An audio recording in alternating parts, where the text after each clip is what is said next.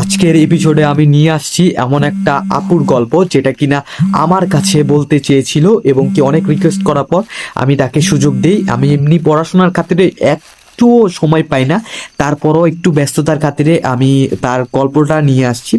আশা করি কেমন লাগবে। বিশ্বাস করা না করা সেটা আপনার ব্যক্তিগত বিষয়, তবে আমার মনে হয় আপনারা বিশ্বাস করবেন।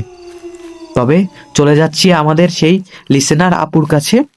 ওয়ালাইকুম আসসালাম সোহেন ভাই, ধন্যবাদ আপনাকে আপনার চ্যানেলে আমাকে স্বাগতম জানানোর জন্য। আমার কণ্ঠ কেমন শোনা যাবে আমি জানি না, তবে আমি আপনাদেরকে বোঝানোর চেষ্টা করব। তা আমি আমার গল্পটা শুরু করি, আপনারা সবাই শুনতে থাকুন। আমি তোমাকে ভালোবাসি, তাই তোমাকে রাতে মরতেই হবে। রাত ঠিক 12টা ছুঁই ছুঁই সে আমাকে ফোন করে প্রতিদিন, একদিনও বাদ যায় না। নামটা আমার ফোনে সেভ করা ভালোবাসা, যা দেখে আমি খুবই অদ্ভুত হই। কিন্তু আমি জানি না এটা কি ব্যাপার। প্রতিদিন এই নাম্বারে কেউ আমাকে চিনে না, বা আমি এই নাম্বারে কাউকে চিনি না। প্রতিদিন ভাবছি এটি ভুল নাম্বার। ফোন ধরতেই হসপস একটা মেয়েটি কণ্ঠ খুব শান্ত ভাবে বলছিল, তুমি কি আমাকে চিনতে পারছো না? আমি বললাম, না, আমি আপনাকে চিনতে পারি না, কে আপনি? ও হালকা হাসলো, কিন্তু হাসিটা ছিল খুব অদ্ভুত, খুবই সুখীর বা কেমন জানি কষ্টের। তো আপনার সঙ্গে যে কাহিনীটা, এটা যে রাত 12টার ওই সময়, তো আপনি কি ভয় পাননি ওই সময়? তখন আমার শরীরের সবগুলো লোম দাঁড়া হয়ে গিয়েছিল, কিন্তু আমি মুখে সাহস রেখে আমি তাকে জিজ্ঞাসা করলাম, তুমি আমার ভবিষ্যৎ আর তুমি আমার অতীত। সরি।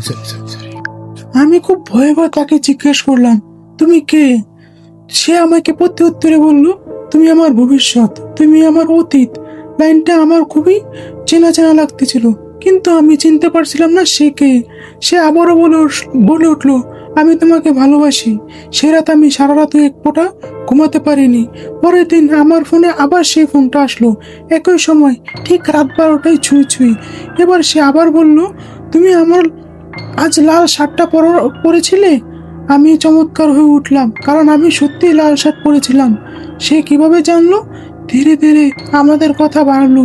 সে আস্তে আস্তে আমার একটা ভালো কথাই চলে আসলো। একদিন সে হঠাৎ করে আমাকে জিজ্ঞাসা করলো, তুমি কোথায় থাকো? সে বলতেছে আমি খুব কাছাকাছি, কিন্তু তুমি ফিরলে আমাকে দেখতে পারবা না। একদিন আমি প্রেমে পড়ে গেলাম। এক দুই দিন এভাবে কথা বলতে বলতে আমি তার প্রেমে পড়ে গেলাম। কিন্তু তার কণ্ঠে এমন একটা টান ছিল যে সে আমার আমার আর আমার কেউ না। সে যেন ছাড়া আমার কেউ নেই। এক রাতে সে বলল, চলো দেখা করি, ঠিকানা বলো।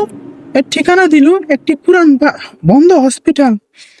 আমি পাগল নই, তবুও গিয়েছিলাম। হাসপাতালের ভিতরে ঢুকতেই গা ছমছমে উঠলো। হঠাৎ তো প্রথম অবস্থা থেকে আমি যখন সে বলতেছিল আপনার সঙ্গে দেখা করবে, তখন কি আপনি কখনো ভাবেননি ওইখানে গেলে যদি আপনার কোনো ক্ষতি হয় বা কোনো সমস্যা হয়, তখন কি আপনি এটা বুঝতে পারেননি? আমি তার কথার ভিতরে এমন ভাবে ডুবে গিয়েছিলাম যে সেটা আমার মাথায় ছিল না। আমি যে তাকে প্রত্যুত্তর আর কোনো প্রশ্ন করব, সেটা আমার মাথায় ছিল না। পরে আমি সেই হাসপাতালে গেলাম। ভিতরে ঢুকতেই গা ছমছম করেছিল। হঠাৎ সে একটা কালো ছায়া আমার সামনে এসে দাঁড়ালো। সে ধীরে ধীরে মুখ ঢাকলো, চুল এলোমেলো। আমি বললাম, তুমি কে? আজকের এপিসোডে আমি নিয়ে আসছি এমন একটা আপুর গল্প যেটা কিনা আমার কাছে বলতে চেয়েছিল এবং কি অনেক রিকোয়েস্ট করার পর আমি তাকে সুযোগ দিই। আমি এমনি পড়াশোনার খাতিরে একটু সময় পাই না, তারপরও একটু ব্যস্ততার খাতিরে আমি তার গল্পটা নিয়ে আসছি। আশা করি কেমন লাগবে। বিশ্বাস করা না করা সেটা আপনার ব্যক্তিগত বিষয়, তবে আমার মনে হয় আপনারা বিশ্বাস করবেন। তবে চলে যাচ্ছি আমাদের সেই লিসেনার আপুর কাছে। হ্যাঁ, ওয়ালাইকুম আসসালাম সোহেন ভাই, ধন্যবাদ আপনাকে আপনার চ্যানেলে আমাকে স্বাগতম জানানোর জন্য। আমার কণ্ঠ কেমন শোনা যাবে আমি জানি না, তবে আমি আপনাদেরকে বোঝানোর চেষ্টা করব। তা আমি আমার গল্পটা শুরু করি, আপনারা সবাই শুনতে থাকুন। আমি তোমাকে ভালোবাসি, তাই তোমাকে রাতে মরতেই হবে।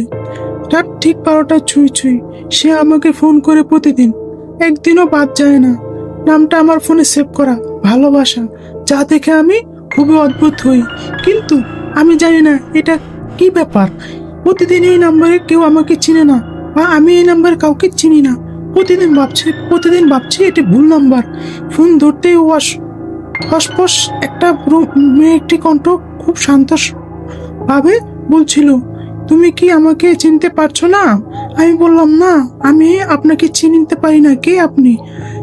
ও হালকা হাসলো, কিন্তু হাসিটা ছিল খুব অদ্ভুত, খুবই সুখের বা কেমন জানি কষ্টের। তো আপনার সঙ্গে যে কাহিনীটা, এটা যে